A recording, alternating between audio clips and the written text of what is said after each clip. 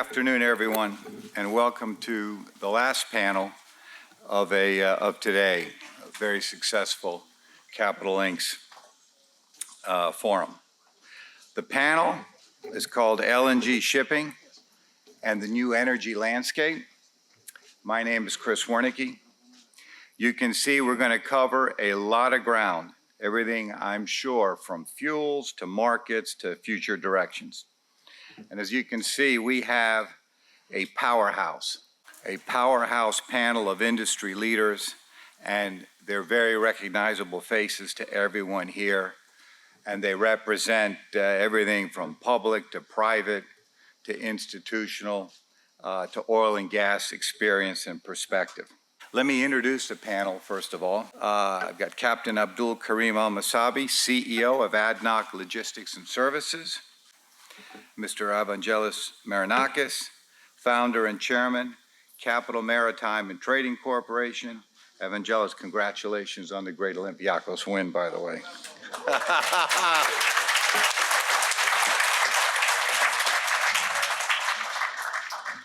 Got Mr. George Prokopiou, founder of Dynacom Tankers Management, Dynagas, and Sea Traders. And George, congratulations on the Posidonia Cup win as well. I have Mr. Andy Dacy, Managing Director and Group Head, Global Transportation Group of JP Morgan Asset Management. And I have Mr. Jerome Cousins, Senior Vice President, Shipping and Trading, TotalEnergies. What a panel.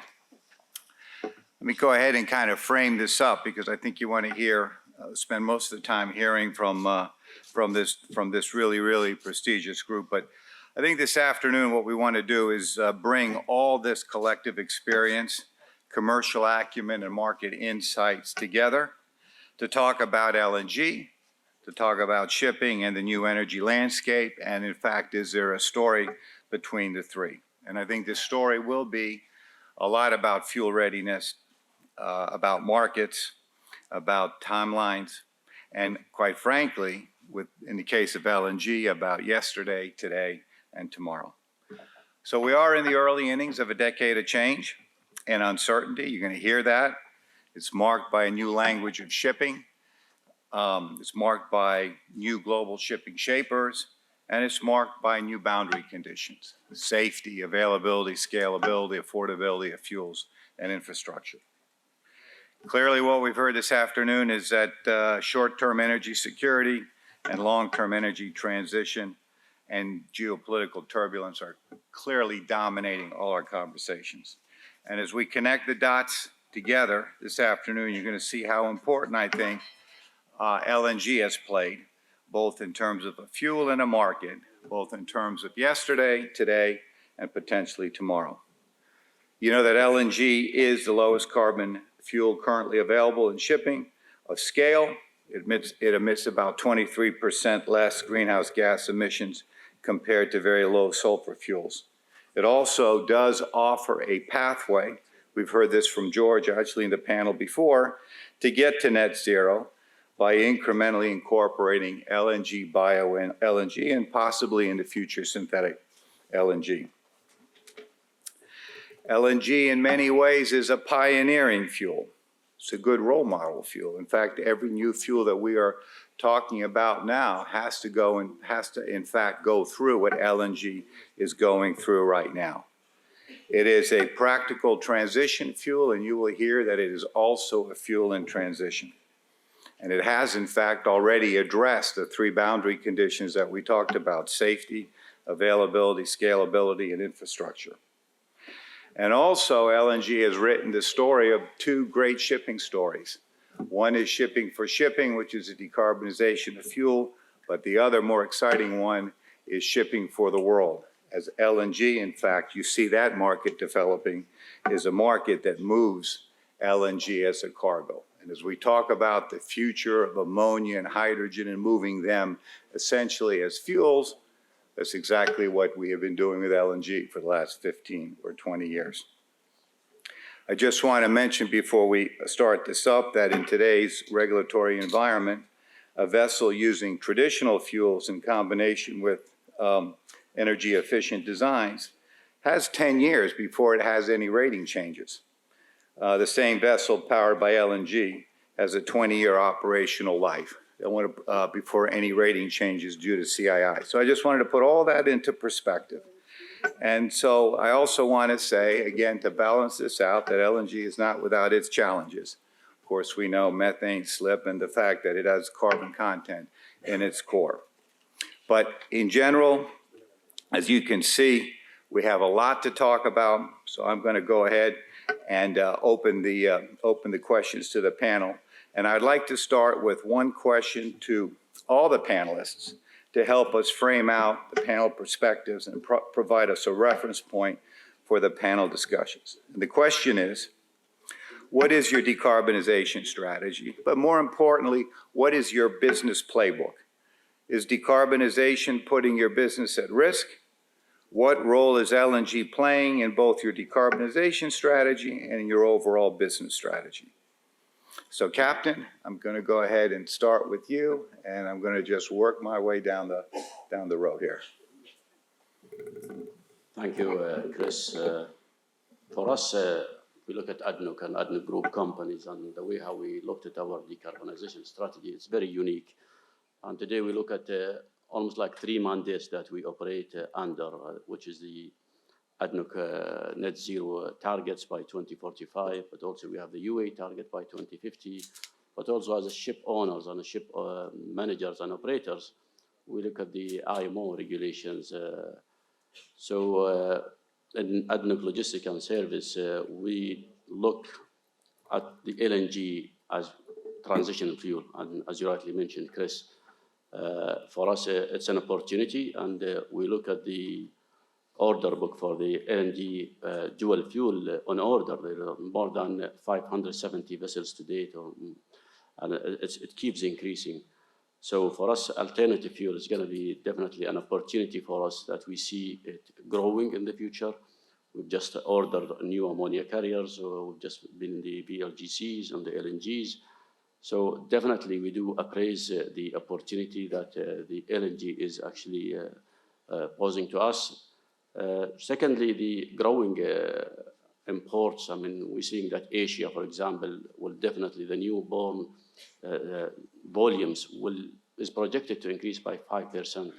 European seaborne volumes as well is projected to increase by 2% over the period.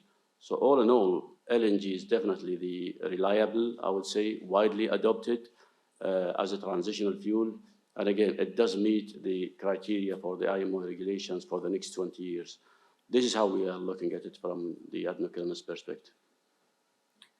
Thank you, Captain. Evangelos? As far as LNG is concerned, I mean, we made our decision, and we're going ahead with a number of new buildings, dual fuel vessels with LNG, Aframaxes, LR2s, Suezmaxes, VLCCs, and of course a number of LNG vessels that they are under construction and in the water with the new technology. The reason is we think that for the next 20 years, this is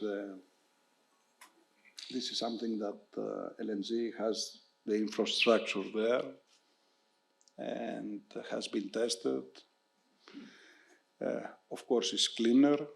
And at the end of the day, we think that as markets will stabilize after the war in Russia and Ukraine, it will be priced very competitively. So at the same time that you take decisions that can help the environment and CO2 emissions, you can take advantage of a lower price, and you can combine both. But I think what is very important to mention is that all this decision and all this risk, we take it ourselves. And because irrespective of all these announcements for the environment and what we need to do in order to improve the conditions and the reduction of emissions, the reality is from the oil majors, with all due respect, that we haven't seen any real appetite to pay a premium for these dual fuel vessels or the vessels that they are more environmental friendly. I think that whoever is cheaper is getting the business. And of course we see that because we see a number of fixtures that have taken place within this year and the year before for deliveries in 2025, 2026 with conventional vessels at very competitive prices. So I think that as far as the oil majors are concerned, a cheap fixture is what still makes sense. So for us, we take this risk because we feel that we are committed. And of course, in the near future, the market will dictate the premiums. We have enjoyed good markets in the last years, and that makes our investment and our decision more comfortable to pay this premium and take the risk. And I said that, and having said this, I think this is a real commitment from our side, and I hope that for the years to come, these decisions will work out, and not only for the environment, but also economically, that we have made a wise decision. Great, thank you. George? Chris, you have touched upon a very, very big topic. And I would like to say that there is a great hypocrisy in the world regarding emissions and the way to go.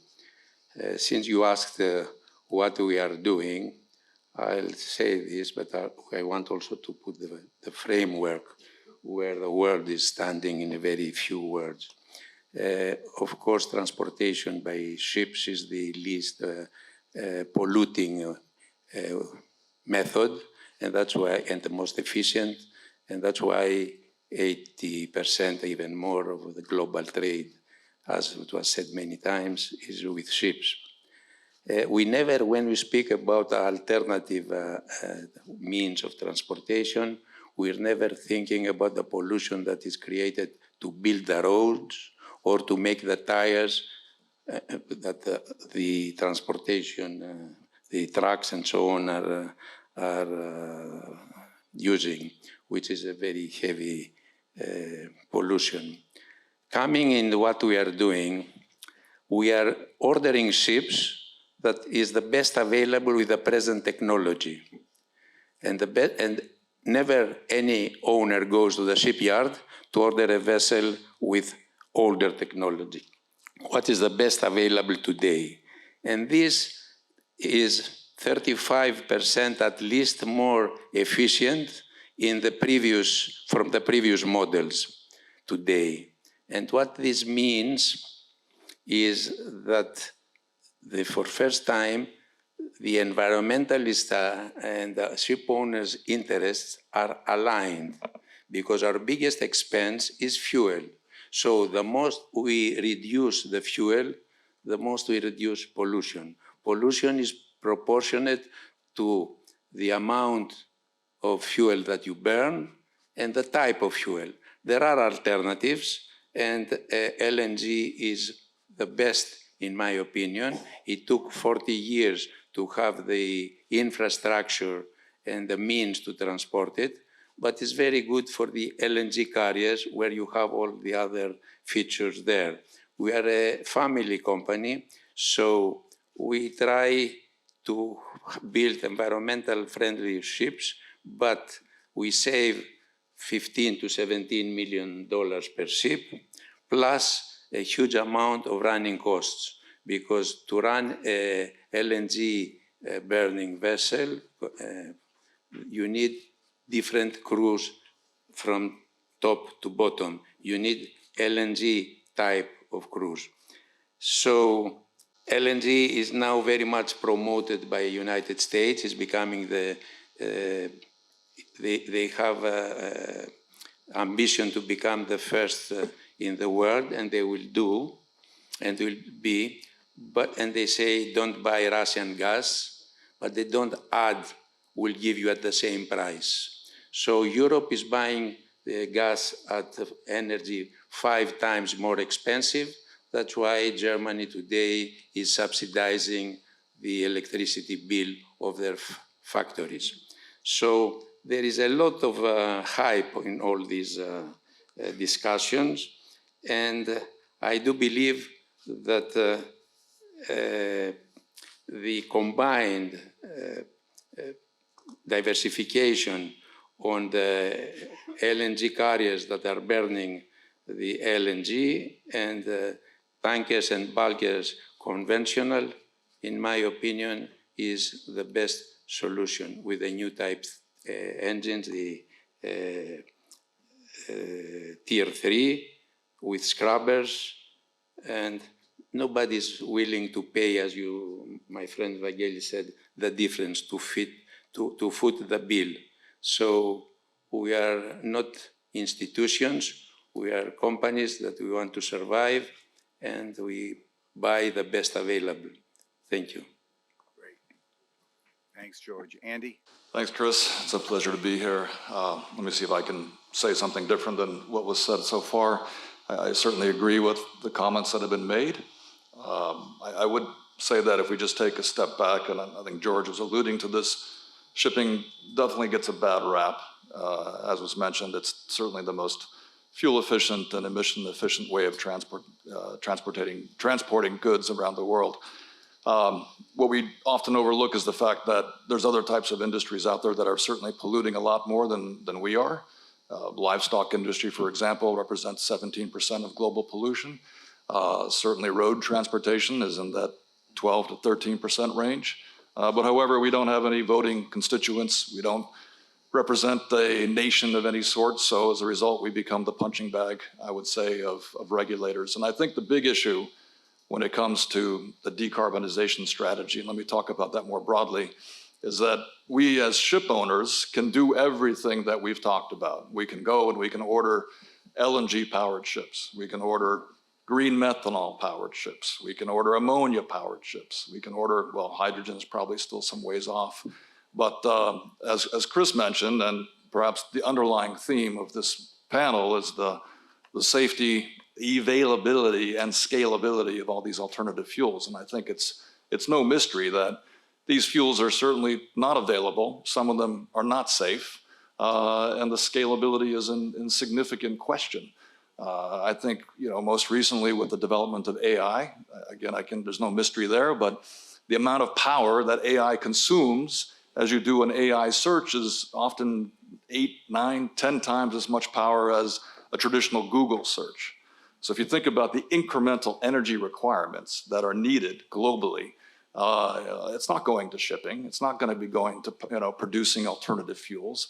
It, unfortunately or fortunately, will be going into the grid to power just typical electricity needs, but also all these incremental AI and technical needs that are developing. And so I think the industry is facing a conundrum where we're being asked to meet all these requirements, which we will do our best to do. And I think a broad-based approach is the way to go. I don't think anybody necessarily has a crystal ball as to what fuel is going to be available, and certainly at what price. And I think that makes it difficult to necessarily know what is the right ship to order. And I think probably everybody on this panel is certainly taking steps to do test cases. For example, we've ordered green methanol ships, and I have my questions about whether or not that'll be necessarily a pathway that will prove to be successful. And not because the ships themselves won't do what they need to be done, but because the green methanol will be hard to achieve and hard to support and supply into the ships. Ammonia, I think, brings with it its own supply issues. LNG, I think, is good, but as we all know, it's not great. I think it'll definitely be a transitional fuel. It is available, it's mostly safe. So I think as an intermediate step, the industry is going to be on that pathway. But when I think about some of the other scalability aspects, like with ammonia, roughly 175 million tons of ammonia are produced each year globally. About 80% of that goes into the fertilizer business. Another 20% goes into various forms of petrochemical production. There's no incremental ammonia available today for the shipping industry. And if you think about the cost of adding 1 million tons of ammonia production per year, just traditionally, it's about $1 billion of investment to produce an incremental 1 million tons of ammonia. If you're going to produce it in a green way with alternative or renewable fuels or renewable energy through solar or wind, that is something like $2 to $2.5 billion for incremental ammonia production. So I think there are significant hurdles that are not being driven by us as ship owners, but are being driven by the supply side of the equation. And most energy providers and producers don't wake up in the morning and think about shipping first. They think about how are they going to put energy into the grid. So I think that sets up the challenge. Now, in terms of how you approach that, our approach has been, we have dual fuel chemical tankers. We built them and delivered them prior to the pandemic. Sorry, not the pandemic, the war in Russia. As soon as the war in Ukraine and Russia broke out, we didn't burn a single molecule of LNG because the price went so high. So there's all these issues that we have to consider about unknowables in the future that might impact the viability and pricing of alternative fuels. And I think the industry needs to, in some ways, group together to have a dialogue with the regulators, because I think some of the goals, while they're great and they're aspirational, I think may be difficult to achieve. And if we don't have that dialogue with regulators to help them understand the implications and the hurdles that are going to be faced as we go down this path, then I think we're going to find ourselves in some really difficult situations when we get to those various milestones, whether in 2030, 2040, or 2050. So I think be conservative in one's approach, certainly invest in the R&D that's needed, but also let's not lose sight of the significant improvements that have been made in traditional fuels. If you look at what take an MR, for example, built in 2008 was burning 30, 31 tons on 12. Today it's 18, 19 tons on the same speed. That's a significant improvement in just traditional fuel technology. So a mixed approach, I think, put all your chips on various different markers on the board, and then wait to see how the fuel suppliers ultimately develop, because that's the conversation that I think needs to be had. Speaking of fuel suppliers, Jeremy? Thank you, Chris. So you asked about what was our playbook in terms of decarbonization. I think TotalEnergies, as a multi-energy company, has embarked quite early on in a energy transition journey, dwelling on two pillars. One is oil and gas, where we think LNG belongs, and the other one is power. So, as Andrian mentioned, we are investing a lot in order to provide all these green electrons that the world is going to need in order to power not only the new application for AI, but also all the road transportation and eventually new molecules, e-molecules. But coming back on the more traditional part of the business, I want to mention that the investment in the LNG production is quite significant, is quite big. For us, the outlook for the size of the LNG market is very, very big and keeps growing. So I think in terms of availability and affordability, we will continue to have a trend where LNG prices should come back to their historical trading range, and we should be able to count on affordability of this fuel. It doesn't solve all our issues, but at least it's providing a short-term incentive to those who have made the investment and the commitment to invest in LNG dual fuel vessels. At TotalEnergies, we have spent quite a bit of resources in order to develop this fleet for big-sized tankers, VLCCs to Aframaxes, where we believe this is really the best solution today. And we will continue to do it in the coming years. So we need to find the good terms with our colleagues on the ship owner side. When it comes to smaller tanker, we think the LNG, unfortunately, comes with an extra capex, which is probably too big to absorb. And this is why we have investigated and invested in other fuels, new fuels, such as methanol. And we'll see, I share a little bit this concern on where and at what price will we find this green methanol, but still we are willing to take the chance and to pioneer into this new space.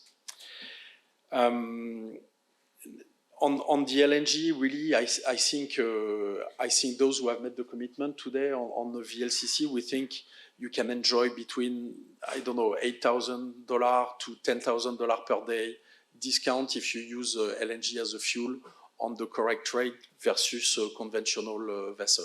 And we think this is normally a spread that we should continue to see in the coming years and justifying the investment in such new technologies.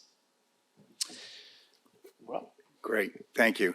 So let me kind of pull some of this together because I think it's quite interesting. I mean, I go back to those boundary conditions that we talked about that really are going to drive kind of any sort of future fuel going forward, which is obviously safety, the unintended consequences of change, availability, scalability of the fuel, and the infrastructure. It's quite interesting because what I'm hearing from the panel is, commercial gravity can't get there alone by the owners because 2 out of 3 of these quite boundary conditions are actually not controlled by the owners in terms of availability, scalability of fuels, as well as infrastructure. And also what I'm hearing very interestingly is this, and I've heard this through the whole day today, I've been here, is that there are kind of 2 pathways.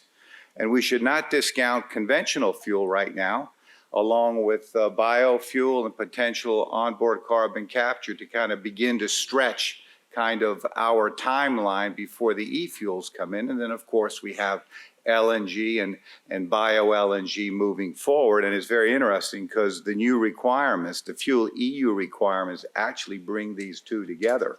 They have a pooling mechanism in there that says if you have an LNG vessel, you can actually, depending on what type of fuel you use, what type of engine, it can actually cover up to 10 conventional fuel vessels. So you're seeing kind of a story beginning to converge here. I would like to get to Evangelos here and ask you a question because you're very, very active in new buildings, and this includes all sorts of alternative fuel projects. And I just want to ask you, which one of those are you the most excited about relative to their potential going forward? Because you're incredibly active and you see a lot of things, and I just would be really curious to get some insight. I think that what excites us more is a bit of everything. That's why we have done dual fuel LPGs, dual fuel LNG vessels, and this goes in nearly all sizes, in VLCC, in Suezmax, in Aframaxes, and the same applies as far as the LPG vessels are concerned, from smaller ships, from 22, 40, 45,000 up to 93,000 cubes, that there we have bet on ammonia.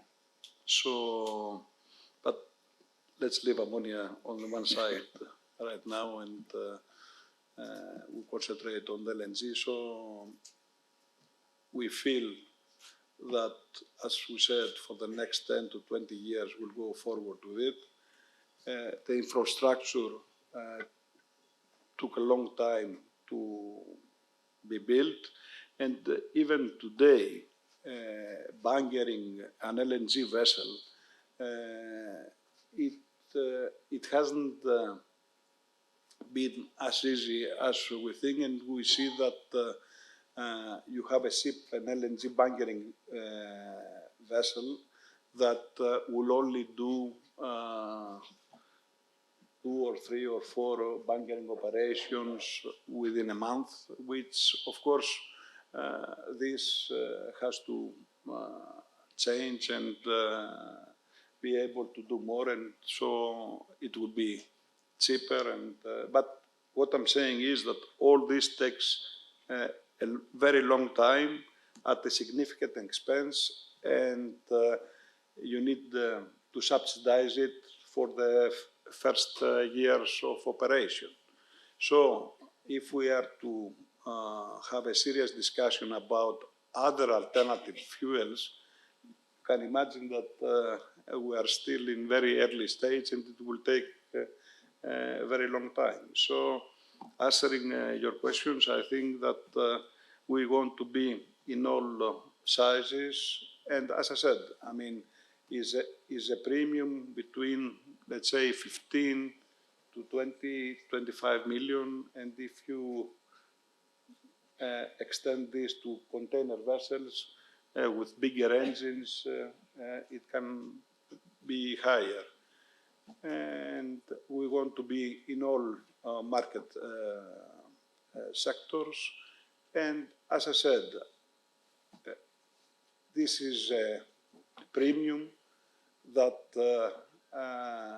we pay, and the horizon in front is for the next 10, 20 years. So we think that down the line, we'll have the chance to capitalize on it. Great. So George, I've got to come back and ask you, and you know, I think I was going to ask you this question, but playing on the, you know, on that importance of conventional fuels and just being able to run the ships better, because that's quite frankly about, you know, probably about 30, 40% of what we can control right now. Is slow steaming the best option today? It is not today. It was always there. I mentioned that 7 years ago, but that's why I said that is great hypocrisy.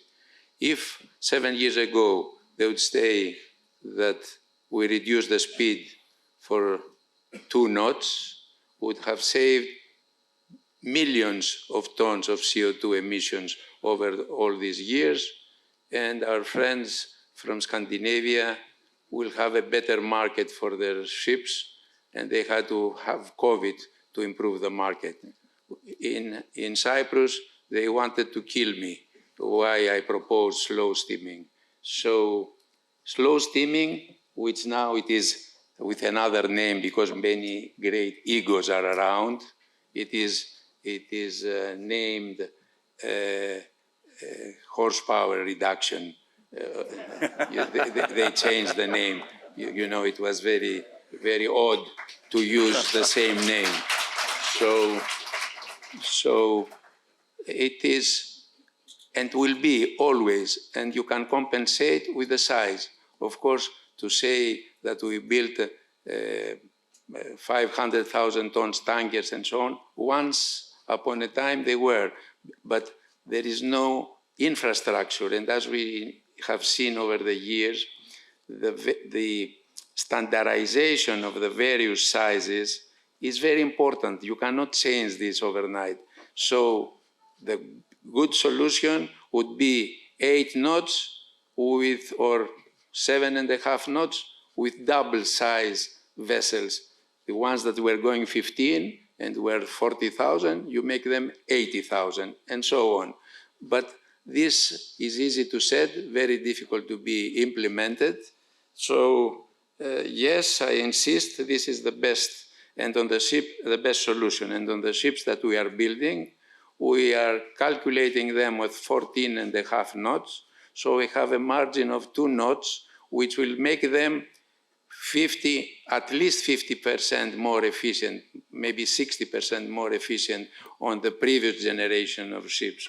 So yes, this is the remedy. And the sooner we understand, and implemented, the better it would be. Great, fantastic. Captain Abdulkareem, coming to you and your leadership in ADNOC. You know, ADNOC is on a journey to get to net zero by 2045. And when you look at the calculus to get to net zero by 2045, it's a pretty steep curve. And a lot's going on there. Would you be able to give us a little bit of insight and kind of elaborate on what this means on the role of the fleet, and maybe kind of lay out for us what your short game, mid game, and long game is relative to meeting net zero by 2045? So as you mentioned, Chris, I mean, it's a very challenging target, 2045, especially within ADNOC Group. I mean, the whole of the UAE the net zero target is by 2050, but ADNOC have opted to advance this by 5 years. When we look at the ADNOC Logistics and Service, I mean, look on the shipping side today, I mean, we own and operate close to 300 vessels. The majority of our emissions do come from the ocean-going fleet, the big vessels, basically. And in order to reduce the emissions, and of course, it's all by embracing new technologies, new alternative fuels, but more importantly is actually doing the fleet renewal. I mean, in the past 5 years, we've invested more than $5 billion in orders, new orders. But again, it's all about what is the available engines or technologies that is available in the market. So we have opted for all the different type of dual fuel. We have dual fuel LPG vessels, or was an order delivered, dual fuel LNG vessels, dual fuel VLCCs. And you see, you can always invest, and it comes with a premium. Definitely the market is actually adopting to these new realities. But again, it's back to George and I think the rest of the panelists who just mentioned. I mean, you always opt to take what is best available in the market. No ship owner or operator will go for a substandard new build. So for us, if we looked at from 2020 until today, we've measured that we have already reduced our emissions by 30%. This is already a big achievement that we have done over the past few years.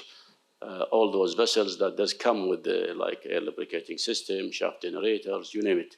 It's just like the best available technologies that is available in the market. Reduce steaming or speed is definitely the option for us. But again, it's all about how the stakeholders will come together and try to see what is the new alternative fuel. For us, it's definitely LNG is the widely adopted fuel that we embrace and that we are going for as of now. But if we talk about, for example, the ammonia, we've just landed an order last week for 2+2 ammonia carriers, dual fuel. They could be on ammonia. I was just last week in Copenhagen looking at MAN when they are doing their testing for two-stroke engines of ammonia carriers. That's still some time to go. But this is how we're looking at it and how we will want to go for it.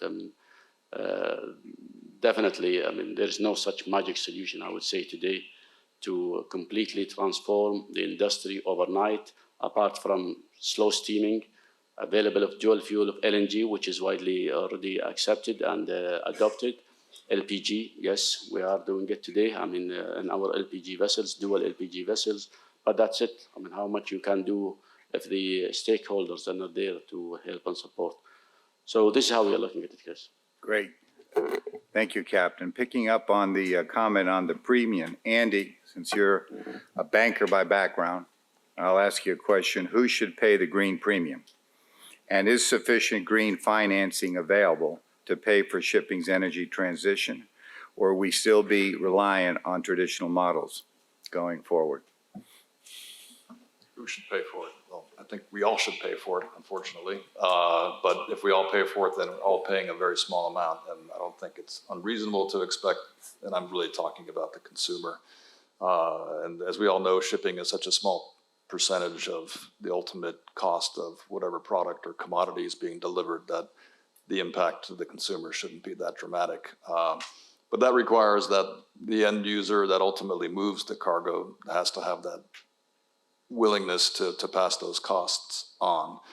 So And in terms of green financing, I mean, I do think that there are many banks that are ultimately providing some discount to premiums in terms of margins over the base rate. But I think those of you that have borrowed for green financing, those margin discounts aren't that dramatic. And while that may be a slight incentive, I do think that the social good is perhaps the more important incentive in the long run. And look, I think stepping back, just thinking about shipping over the next 10 to 15 years, one could argue, despite the fact that we have these challenges, that we are moving into a golden era, albeit underpinned by difficult, dark things in the industry, right? So everything from geopolitics, shipyard capacity, potential tensions between the East and West, the need for the West to figure out how they're going to supply themselves with ships if tensions happen to increase between the West and China, where now over half of all ships are built and owned. That will ultimately, and if we slow steam as well, then all of this is consuming lots of capacity. And as more and more new ships are built at high prices, hopefully ships that do have some of these future components to them in terms of emission reductions, then the average age or the average price of the overall fleet is going to generally drift upward, which is going to require the charter rate market to stay elevated as that increased cost is ultimately integrated into the overall average fleet. So even though these are difficult issues, I do think shipping has, oddly, a bright future to it. And this is central. The whole transition and fuel is central to that as well. So I think the money will be found. And just an interesting anecdote, for whatever it's worth, ESG going back over the last 7 to 8 years has been a big component of what we're all been talking about. But what you're finding, especially, and I won't say what part of the world, but increasingly, and it's a small percentage, investors are actually saying, and I received a letter not so long ago, where the investors said, if you have ESG as a central component of your decision-making, then we want our money back. So take that for what it's worth, but that is out there as well. Great, thanks, Andy. Jeremy, question for you. Is the shipping industry running ahead of the fuel producers? And more specifically, tell us a little bit about the exciting stuff that you're doing with bio-LNG and the potential of bio-LNG to replace conventional LNG. Yeah, I would add to what has been said at this panel that for me, what is key in moving forward in the future is to retain some fuel optionality for the vessels that you will have. So you have a natural fuel optionality with blending some biofuels, conventional biofuels. But if you can afford to have another optionality with LNG or with methanol, we think it's, in the long run, it's going to be extremely valuable because, as you say, probably the shipping industry is a bit ahead of the fuel producers. So retaining some of this fuel optionality, this flexibility will be critical. I would add that maybe also there is a lot going on the refining side. A lot of investment done to convert some existing refineries to biorefineries, but also to green the production of refineries. In my company, we have launched a huge green hydrogen tender to procure hydrogen in order to lower the carbon content of the products we sell out of the refinery. And among these products, there could be some products that could be used by the shipping industry. But of course, it will be an expensive fuel. And the first thing you need to do is really to reduce your consumption as much as possible. On the bio-LNG, I think Evangelos mentioned it. We have a potential in some big countries in the world in order to avoid some pollution by the feedstock industry, by the agricultural industry, and convert this potential, this waste, into biogas. And wherever you have infrastructure existing to inject this gas in a network, and this is the case, for example, in the US, then you will have the liquefaction capacity available, and you can reach the energy markets, but also the LNG bunkering market. So we think here there is a potential. It will take time because, again, it's a lot of investment required in order to develop this biogas and bio-LNG potential, but it's definitely there, and it can be produced and available, we think, probably as a transition, but set to grow and become available as a way to decarbonize the shipping. It will compete with other fuel, with the conventional biofuels, biogas, and other sources. So again, this is why the fuel flexibility and the fuel optionality will be very important for any shipping assets that you own and operate. And maybe I would conclude also pointing to e-fuels, because it is also, when you think about it, the synthetic production of methane would do the same, would reutilize a lot of the infrastructure that has been taken 40 years to build, and make this part of the chain more affordable, because you reutilize existing infrastructure for gas liquefaction or for LNG bunkering infrastructure. So this is also an area, maybe more for not this decade, definitely, maybe during the next one, but this is an opening for the future. Yep, it's a mid-game to long game type of approach. We're running out of time. I've got one last question for the panelists before I wrap up. It's a kind of a relatively straightforward question. It'd be almost like I'd like you to almost fire away your first thoughts. But what is your greatest decarbonization challenge, and what is your greatest decarbonization opportunity? Jeremy, I'll start with you. For us, the great opportunity is that, you know, we are entering in a more complex world. We are with a lot of difficult choices to be made, so it will generate some business opportunity, and we try to see it the positive manner in order to harness these changes and see it as business opportunities. And the challenges, frankly, for me, is also on it's been mentioned that the fleet renewal and the shipbuilding capacity is a concern to me, and how fast can we renew and improve the global fleet. Pace and speed. Andy? As I mentioned earlier, I think it's getting technical alignment with regulators. I think that's both the challenge as well as the opportunity. If that can be solved, then I think we have a much better place to work from. Great. George? All these discussions remind me the same theme in 2008. The going concern was that there are not enough shipyards to cope with the demand. And suddenly, for events completely outside shipping, we had a crisis for 12 years. So we are approaching to the new cycle when we are talking that the capacity of the shipyard is not enough and so on. Gentlemen, we are ready for the new start again from point zero. This is my comment. Evangelos? So that's a challenge. No, I believe nobody can, Evangelos, be predicting the future, and we are all romantic. And I say, that I'm saying that I have ordered 88 new buildings at $7 billion cost, but I have done it. So from now on, I'm saying what will happen. More.